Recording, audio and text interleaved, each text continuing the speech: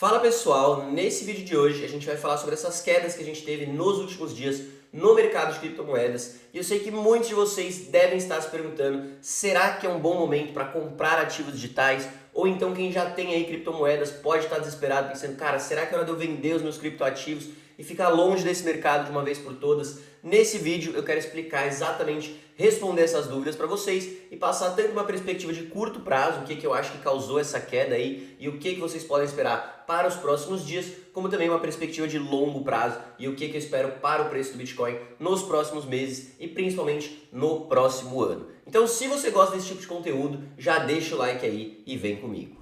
Então, primeiramente, pessoal, vamos tentar entender o motivo aí dessa queda, o que causou todo esse alvoroço aí nos mercados. Vocês vão ver que não foi só no mercado de criptomoedas, mas o mercado de ação na bolsa norte-americana também caiu muito nos últimos dias. E eu acredito que o motivo foi essa notícia aqui, onde o Departamento de Justiça dos Estados Unidos, o DOJ, mandou uma intimação para a Nvidia, tá? Então, o Departamento de Justiça está investigando a Nvidia para ver se eles não estão aí com nenhuma ação de monopólio, de tentar dominar o setor da inteligência artificial. Eu não sei se vocês sabem aí, mas a Nvidia é a empresa que mais produz chips e processadores GPUs que são essenciais aí para você rodar essas inteligências artificiais. Hoje mesmo eles já dominam mais de 90% desse mercado. Então é por isso aí que eles estão abrindo essa investigação e o mercado não respondeu muito bem a isso e a Nvidia caiu muito nos últimos dias. Ela caiu tanto que vocês podem ver nessa notícia aqui que em apenas um dia ela perdeu mais de 280 bilhões de dólares em valor de mercado. Isso daqui dá mais do que R$ 1 trilhão e foi a maior queda na história da bolsa americana de apenas um ativo. Então que um ativo tenha caído num dia, tenha saído mais dinheiro, foi a maior da história. Em apenas um dia ela somou aí mais de 9,5% de queda, o que pro mercado cripto pode parecer uma bobeira, mas pro mercado de ações aí, pra bolsa, é uma insanidade, certo? Então isso daqui acabou que abalou todos os mercados, não ficou só na Nvidia. E por quê? Porque nessa notícia de junho aqui a gente tem que a Nvidia representou até junho, 1/3 dos ganhos de todo o SP500. Para quem não sabe, o SP500, ele é o índice que junta as 500 maiores empresas da bolsa norte-americana e a Nvidia sozinha já estava representando 1/3 dos ganhos de todo o mercado da bolsa norte-americana. Então, se você tem uma notícia que abala o preço da Nvidia, logicamente você também vai ter essa má notícia, essa queda aí se espalhando em todo o índice do SP500. E é o que vocês podem ver aqui nos últimos dias, desde que saiu essa notícia, a bolsa norte-americana já vem acumulando aí quase 5% de queda, o que é muito para a bolsa, tá? No mercado cripto isso pode parecer pífio, porém para a bolsa é uma grande queda, tá? Então eu acho que isso daqui foi o que causou a queda aí, Isso não só no mercado da SP500, mas acaba se espalhando também para o preço do Bitcoin, certo, pessoal? Então vamos dar uma olhada aqui agora no preço do Bitcoin e eu vou falar para vocês a minha perspectiva de curto prazo, Até onde que a gente pode chegar se essa queda continuar, onde poderiam ser boas zonas de compra para você colocar suas ordens e depois eu quero olhar lá para frente, qual que é a minha perspectiva para os próximos meses, lá para o ano que vem também, tá? Então, como vocês podem ver, faz tempo que o Bitcoin vem acumulando dentro desse canal aqui, tá? Isso daqui é um canal de alta, tá? Quem faz análise técnica aí sabe. Isso aqui é o que a galera chama de uma bull flag, uma bandeira de alta. Vocês podem ver que esse padrão é normal, em meio a uma alta, Ele ficar acumulando, meio caindo para baixo, para depois ter um breakout para cima e sair, tá? Isso daqui não é confirmado, eu não sou um cara que curte muito só análise gráfica, eu gosto mais de ver outros fatores, mas é interessante também você somar isso na sua análise, tá? Então, tendo isso em mente, vamos analisar aqui agora com vocês alguns bons locais aí onde o preço do Bitcoin tenderia a se segurar e poderiam ser locais aí para você colocar ordens de compra, tá? Então, primeiramente, dentro desse canal, se você colocar as ordens dentro dessas linhas aqui, vocês podem ver que ele tem tido a tendência a se segurar muito bem toda vez que ele encosta nessas linhas. Ontem mesmo, quando o preço caiu bastante, ele se segurou perfeitamente aqui na zona dos 52.400 dólares e eu acredito, tá? Se o Bitcoin continuar caindo, que o máximo que a gente vai cair é nessa zona aqui, onde a gente tem uma confluência de uma pequena região de suporte com também a nossa linha desse canal. Então eu acho que nos próximos dias é capaz que a gente continue aqui um movimento meio assim e venha retestar essa zona aqui dos 50 mil dólares. Porém, eu não acredito que a gente perca essa zona, tá? Acho que tem muito interesse comprador na zona dos 50 mil, mas caso a gente perca, onde seriam os próximos locais, onde o preço tenderia a se segurar? O próximo suporte que eu vejo é nessa zona aqui, dos 47 mil, tá? Eu acredito que ele poderia dar um toque breve aqui e voltar rapidamente. E caso a gente perca até os 47 mil, realmente tem uma queda muito forte, aconteceu uma notícia muito bombástica aí que a gente não estava esperando. A próxima zona aí de suporte seria essa região aqui, tá, galera? Então, entre os 44 e os 40 mil dólares. Daqui eu acho que ele não perde de jeito nenhum. Na verdade, eu nem acho que ele vai vir até aqui e dar essa oportunidade linda pra gente de comprar Bitcoin a esses preços. Eu acho que ele vai se segurar aqui na casa dos 50 mil. No máximo, um breve toque aqui nos 47, mas nem acredito que isso vai acontecer. Enfim, essa é a minha análise para o curto prazo, tá? O pior cenário que eu vejo para o Bitcoin. Agora vamos falar do longo prazo e o que eu espero daqui pra frente, tá? Porque eu acho que realmente a gente vai continuar um momento de alta, vai estourar esse canal em algum momento e aí sim a gente vai ter aquela tão esperada alta aí, a bull run, que todo mundo fala e que muita gente aí não viu ainda, não viveu, tá? Então a primeira coisa que eu quero olhar aqui com vocês é o índice de medo e ganância do Bitcoin, tá? O sentimento do mercado em relação ao Bitcoin, como ele está no momento. E vocês podem ver que a gente está no momento de extremo medo. Então 23 pontos aí, a galera tá receosa, tá com medo de investir no Bitcoin. Isso daqui tende a ser um bom indicador para momentos de compra, tá? Você sempre quer comprar quando as pessoas estão com medo, estão em pânico, e você quer vender quando as pessoas estão gananciosas, quando todo mundo está entrando no mercado, virou a festa do caqui, todo mundo quer comprar, aí você vende e na hora que tá tenso, tá difícil, você tá preocupado se você deve comprar ou não, tendem a ser os melhores momentos de compra, tá? Então essa é a primeira questão que eu quero analisar, mas o principal gráfico que eu estou de olho é esse aqui, que é o gráfico do M2. Então para você que já assistiu nosso vídeo da semana passada, você já sabe do que se trata isso daqui, mas se você não estava lá, eu vou falar novamente aqui para vocês, tá? De qualquer forma, eu recomendo muito que você assista aquele vídeo, porque ele tá muito bom, ele se mantém muito atual, tá? E vou pedir para a produção deixar linkado aqui em cima pra gente, tá? Mas vamos lá então, o que é o M2? Vocês podem ler aqui, ó, M2 Global Supply. O que é isso aqui? Isso aqui é a soma do quanto que os principais bancos centrais do mundo estão ingerindo, né, injetando na economia. Então vocês podem ver aqui em cima que a gente tem Fed, ECB, GBM, CNM, JPM. Você vai falar, cara, o que é isso daqui? O Fed é o Banco Central dos Estados Unidos, ECB, Banco Central da Europa, GBM, Grã-Bretanha, China, Japão e alguns outros aí são os principais bancos centrais que a gente tem na economia, tá? Então isso aqui é a soma do quanto que esses bancos estão injetando, né, ingerindo na economia. E o que eu quero que vocês reparem é o seguinte, tá? Então desde janeiro de 2022, a gente teve ali, né, uma máxima na liquidez global, quanto que esses bancos jogaram na economia, e desde então eles estavam enxugando um pouco, né, recolhendo esse dinheiro da economia, a gente andou meio de lado, e agora a gente acabou de estourar aqui, ó, novas máximas históricas na liquidez global, tá? E você deve estar falando, cara, tá, mas por que isso é interessante? Eu quero que você pense comigo, cara, mais dinheiro na economia significa o quê? Que o dinheiro está se desvalorizando cada vez mais, a inflação, e ativos escassos tendem a acontecer o quê? Tendem a se valorizar, né? Porque quanto mais dinheiro você tem, menos o dinheiro vale, mais ativos escassos tendem a se valorizar. Então agora eu puxei esse gráfico preto aqui para vocês, que é o preço justamente do Bitcoin, certo? Vocês podem ver que ele tem uma correlação muito forte com esse gráfico azul, que é o gráfico da liquidez global. Enquanto a gente está em momento de impressão de dinheiro, novas máximas históricas, muito dinheiro sendo injetado na economia, o Bitcoin tende a ter as suas máximas históricas. Então lá em 2020, ó, na época que a gente teve a pandemia, você pode ver que a gente teve um forte período de impressão de dinheiro, injeção de dinheiro na economia, e ele casou justamente com as novas máximas históricas do Bitcoin. E quando eles começaram a enxugar esse dinheiro da economia ali no começo de 2022, você pode ver que casou muito bem com a queda que a gente teve muito forte nos mercados. Novamente, quando esse dinheiro voltou a ser injetado na economia, o preço do Bitcoin voltou a subir. Se olhar lá atrás também, lá em 2016, quando a gente estava fazendo novas máximas, eles estavam imprimindo dinheiro na economia, chegou aqui na máxima, muito próximo à máxima do Bitcoin. Quando começa a enxugar, o preço do Bitcoin também vem caindo, tá? Se eu puxar esse outro gráfico aqui, tá? Vai ficar melhor de vocês verem. E o que é esse gráfico verdinho aqui? Ele também é o M2, o dinheiro, né, que esses bancos estão ingerindo na economia, porém ele indica ano após ano. Então, comparado com o último ano, quanto dinheiro está sendo injetado na economia. Vocês podem ver esses picos verdes aqui, né, quando eles mais estão imprimindo, mais tem dinheiro entrando na economia, e eles casam perfeitamente, né, o máximo de dinheiro que eles colocaram com topos do Bitcoin, certo? Também o fundo, né, quando eles retiram o máximo que eles conseguiram retirar de dinheiro da economia, casa muito bem com os fundos do Bitcoin. Então aqui é a mesma coisa, ó, topo com topo, fundo com fundo, aqui também, ó, fundo, topo. Então você vê que tem essa correlação muito forte com a questão do quanto de dinheiro que você está injetando na economia e o preço de ativos escassos, né? E para mim faz total sentido. Outra coisa que eu quero que vocês reparem também, pessoal, é que essa confluência aqui não é só com Bitcoin, mas com todos os ativos de risco, né, e ativos escassos. Então se eu puxar essas fotos aqui, ó, primeiramente eu tenho aqui a comparação desse mesmo indicador verde que a gente está vendo, tá? A liquidez global ano após ano, com o SP500, que é a bolsa norte-americana. Então vocês podem ver, ó, que teve um piquinho mais embaixo, um médio e um lá em cima, né? O ano que a gente teve aqui, o primeiro, próximo de 2014. Se a gente ver nesse gráfico aqui, 2014, a gente teve, ó, um pico mais baixo, um médio e um em cima. Então é o mesmo gráfico agora representado aqui nessa linha, e você vê, né, também uma perfeita confluência de topos e topos aqui do SP500 e fundo com fundo. Então topo com topo, fundo com fundo, tá? Topo com topo, fundo com fundo. Então, ele é um gráfico que anda muito correlacionado com ativos de risco, tá? Não só com o SP500, mas também com o ouro aqui, se vocês verem, ó, topo com topo, fundo com fundo. Ele tende a andar muito junto. Eu vou deixar aí, né, vocês podem pausar e ver por vocês mesmos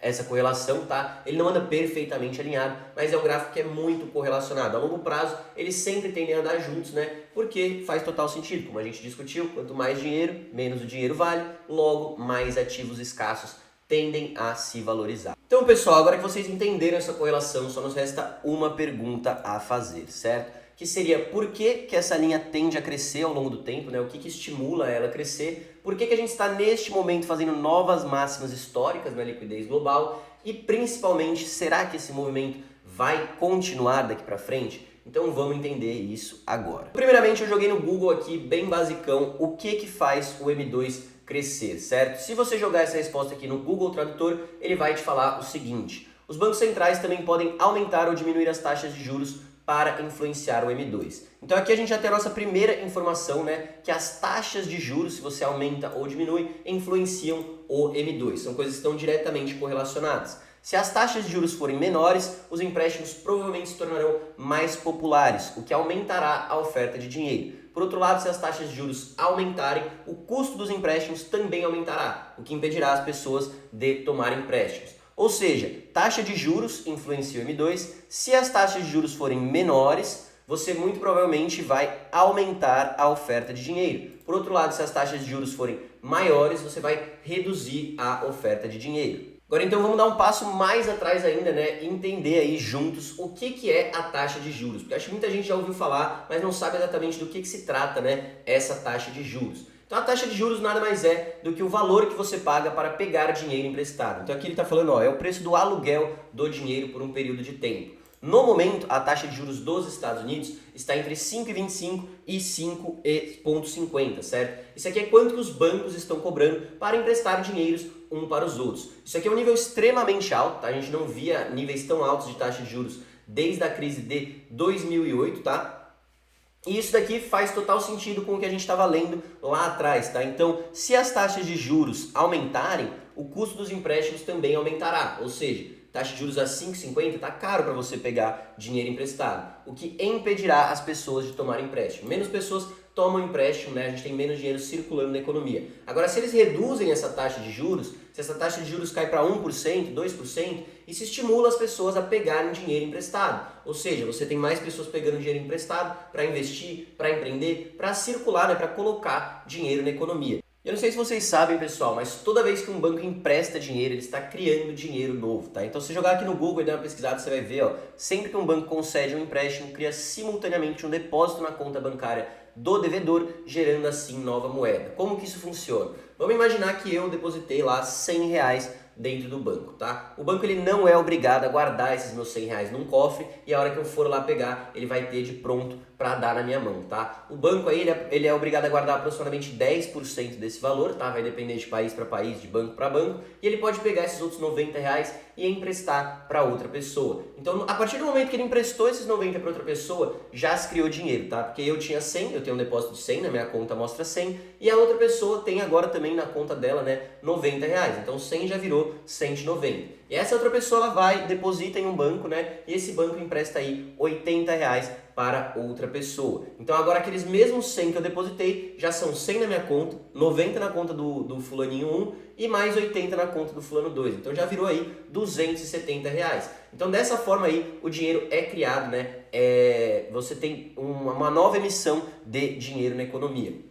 E se você parar para pensar, faz total sentido, né? Então agora o preço dos empréstimos influenciar, né, no crescimento ou não da liquidez global. Quanto mais barato está para pegar empréstimo, mais as pessoas vão pegar empréstimos, ou seja, mais dinheiro vai ser criado na economia. Agora, quanto mais caro está para pegar empréstimo, menos pessoas são incentivadas a tomar esse empréstimo, você tem menos dinheiro circulando na economia. Então, por exemplo, vocês olharem aqui junto comigo essa notícia lá de 2020, tá? Na época que começou a pandemia, os Estados Unidos eles reduziram as taxas de juros deles para quase zero, entre 0 a 25%. Vamos ver o que aconteceu lá no começo de 2020 com a liquidez global, tá, pessoal? Então, esse gráfico aqui, ó, se a gente pegar lá no começo de 2020, janeiro, fevereiro, março, quando eles abaixaram a taxa de juros, o que aconteceu? Ó, a gente teve muito dinheiro sendo injetado na economia. Essa não é a única forma que esse dinheiro cresce, tá, pessoal? Existem outras maneiras de você injetar dinheiro na economia. O governo pode simplesmente criar dinheiro e distribuir como incentivos, o que aconteceu muito na época da pandemia. O Fed ele pode criar dinheiro e comprar títulos de dívida do governo norte-americano. Dessa forma você também cria dinheiro na economia. E existem alguns mecanismos também quando eles querem enxugar, remover um pouco dessa liquidez. Você viu que ela está caindo aqui? Existem também alguns métodos de você tentar reduzir esse dinheiro, tá?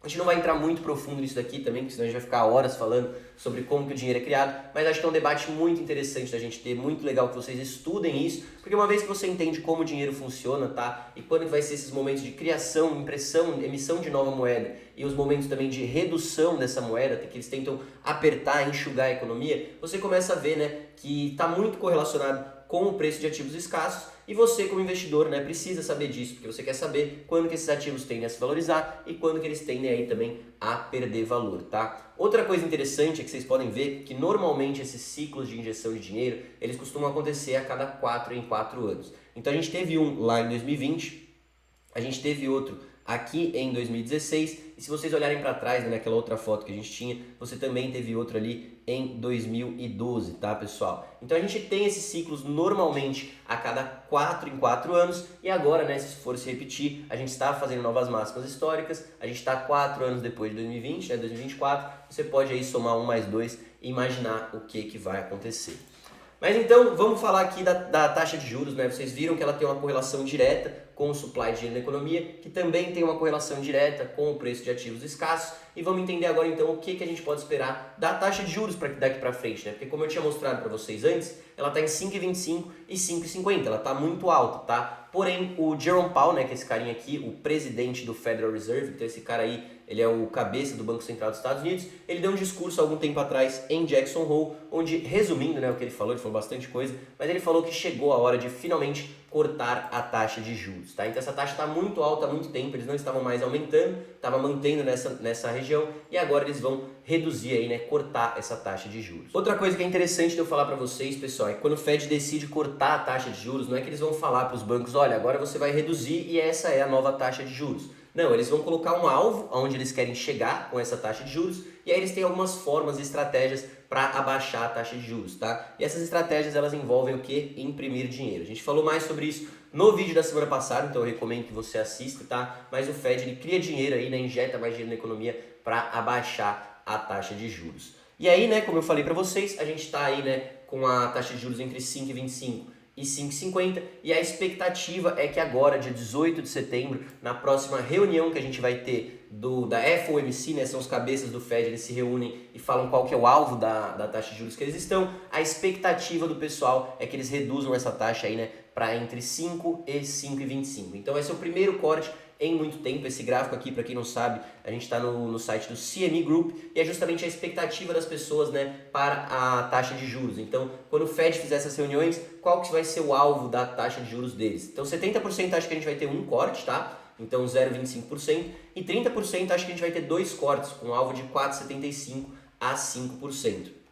Isso aqui, galera, é a expectativa para setembro, tá? Se você for olhando nos próximos meses, a expectativa é que a gente continue tendo cortes. Então, muita gente achando, ó, que vai cair para 4,50, 4,75. Em dezembro, a expectativa é de mais cortes ainda. Se você olhar lá para o ano que vem, a galera está na expectativa que a taxa de juros já esteja próxima da casa dos 3%, tá? Então, vocês podem ver que é um processo que ao longo do tempo o Fed vai tentar ir reduzindo essa taxa de juros. E quando isso acontece, né, redução na taxa de juros, a gente já viu, né, money printing, dinheiro sendo injetado na economia. Não só o Fed, como a maioria dos bancos centrais, dos grandes bancos do mundo, já está nesse momento também de cortar a taxa de juros. O mais importante é o do Fed, do Banco Central dos Estados Unidos, que é a principal economia do mundo, tá? Mas os outros também têm uma boa influência. Então nessa notícia aqui da CNBC, eles estão falando aí, né, que em setembro o US Federal Reserve está finalmente aí sendo esperado para se juntar no corte da taxa de juros a bancos como o Banco Central da Europa, o Banco da Inglaterra, o Banco da China, Swiss National Bank, o da Suécia, Canadá e México, tá? Eu tenho alguns aqui que não são tão importantes, mas esses aqui, lembra que a gente viu que eles formam o M2? Então, Bank of England, o da Grã-Bretanha, Banco Central da Europa e o da China também é importante aí para influenciar nessa relação aí da taxa de juros e do crescimento do supply de dinheiro na economia. Então é isso, pessoal. Para encerrar esse vídeo, eu queria olhar com vocês aqui o preço do Bitcoin agora numa perspectiva mais de longo prazo, tá? Então no começo do vídeo, a gente olhou numa perspectiva de curto prazo, onde eu acho que o preço poderia se segurar caso ele venha cair mais, mas agora eu quero olhar com vocês a minha perspectiva de longo prazo, tá? Então você pode ver que no longo prazo ele está num ciclo de alta violento há muito tempo, tá? E você pode ver que os períodos mais fortes de alta casam muito bem com o halving, né? A galera fala da questão do halving, o ciclo do halving, porém ele casa muito bem também com esses ciclos que a gente tem de impressão de dinheiro, né? Com o dinheiro novo sendo injetado na economia. Então aconteceu em 2020, aconteceu em 2016 e aconteceu em 2012. Se você olhar lá novamente no nosso gráfico, né? 2020 o dinheiro cresceu muito, 2016 o dinheiro cresceu muito e 2012, se olhar para trás, também aconteceu. E agora, 2024, a gente está novamente entrando nesse momento, além de ter o halving, então com o corte da taxa de juros, acho que vocês já sabem o que eu espero daqui para frente para o Bitcoin, né? Lá em 2025, quando essas taxas estiverem mais baixas, tiver mais dinheiro circulando, eu acho que a gente vai chegar nesse momento. Então, pessoal, era isso que eu tinha para mostrar para vocês no vídeo de hoje. Eu espero que vocês tenham gostado desse conteúdo. Se vocês gostaram, eu recomendo fortemente que você assista também o nosso vídeo da semana passada, onde a gente também estava debatendo aí nessas questões sobre como que o dinheiro funciona e por que isso influencia tanto no valor dos nossos ativos escassos, tá? Então você sabe que um ativo vai se valorizar mais do outro porque está entregando mais, porque tem um produto menor, mas no âmbito geral das coisas, né? Toda a economia como um todo ali, né? O mercado de ações, o Bitcoin, o ouro, ele tende a andar muito correlacionado com a emissão de dinheiro, tá? Então é isso, espero que vocês tenham gostado. Se você gostou, já deixa aquele like, se inscreve no canal se você é novo por aqui e se você quiser comprar suas primeiras criptomoedas, você pode abrir agora uma conta no mercado Bitcoin. Então é isso, um abraço, até a próxima e valeu!